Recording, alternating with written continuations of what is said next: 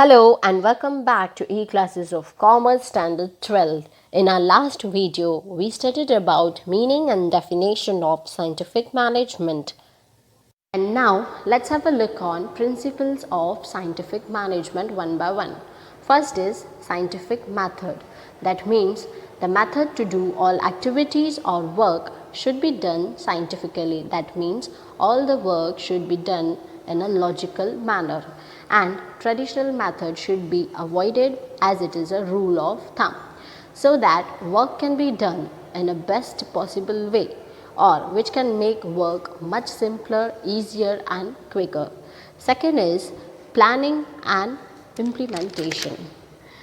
In traditional approach, planning and implementation both were done by workers, but as per scientific approach, planning should be done by experts and workers should implement it or follow it, so that workers can focus only on implementation and there are less chances of mistakes as work is planned by experts. Third is job analysis. That means management has to be aware of who is efficient or capable to do the particular work. And for that, management have to analyze and evaluate the performance of employees and have to assign duties accordingly. Job analysis include the study like time and motion study.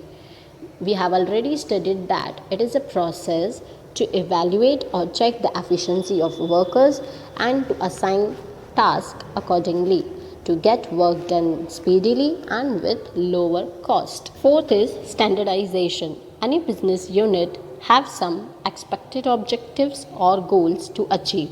So when the production process is carried out, whatever are the set targets or standard, it should be achieved by giving best and eliminating the need of guesswork.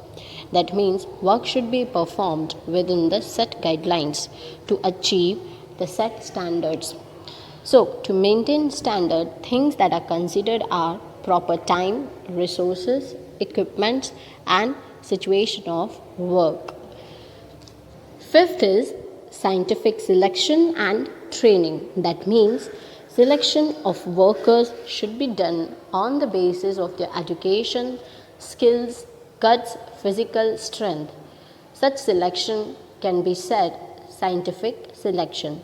Such selection can give appropriate workers to organization. Scientific approach also ensures to impart or give training to increase the efficiency of employees or workers time to time. Sixth is financial motivation.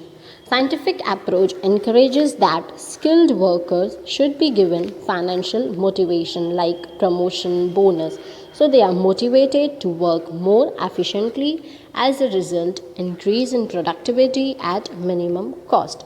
So wage system should be adopted according to skills of employee and productivity of employee.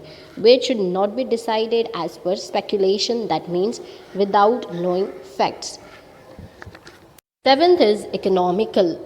Any business unit emphasizes that cost of production should be minimum so that profit can be gained. So, business unit have to be economical.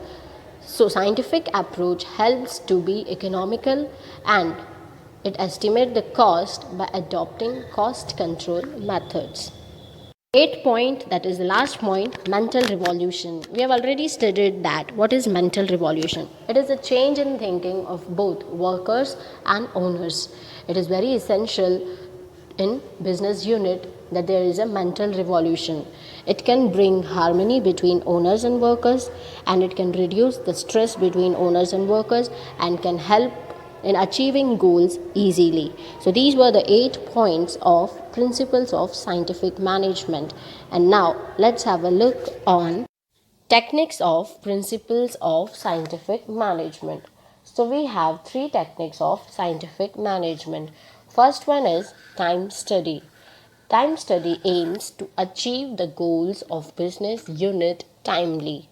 So a study is being done how much time will be required to complete a particular task, and whatever time is required to complete a task, that is called a standard time. Taylor has highlighted that tasks should be finished in a prescribed time, so workers have to be careful that whatever task is given to them should be completed in given prescribed time. Second is motion study. This study helps to remove the wastage done by men or workers during the production process. So, careful study is done to remove the wastage of resources done by workers at the moment of production process. Third is differential wage rate study. This study is favored by Frederick Taylor. This study highlights that each worker working in factory have different efficiency to do the work. So, the workers who are having more efficiency to do the work should get more wages, and workers having less efficiency to do the work should get lower wages. So, this is called differential wage rate study. That means performance of workers will be evaluated and wages will be given accordingly. This study also considers time of work given by workers to organization for deciding wages. So we have studied 3 techniques of scientific management. In our next video, we are going to study about principles of management by Henry Fayol.